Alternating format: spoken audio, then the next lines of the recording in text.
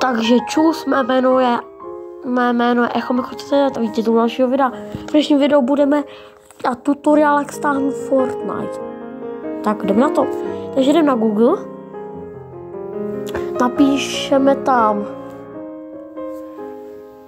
Napíšeme tam tuhle věc. Tohle, jo. To napište. To otevřete prostě.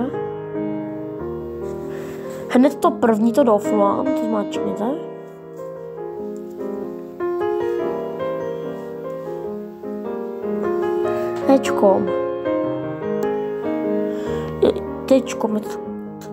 Tečkom stánete prostě to modrý, to stáhnout, to modrý.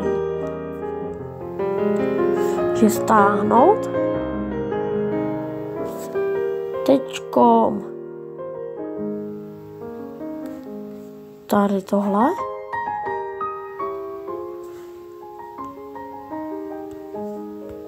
Takhle.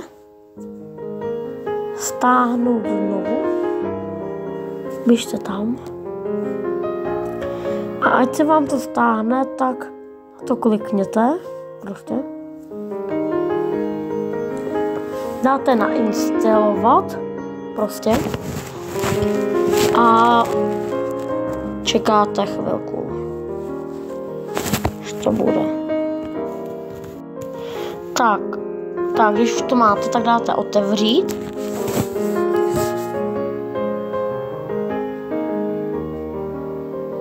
Teď počkáte. Zdár, to jsem já.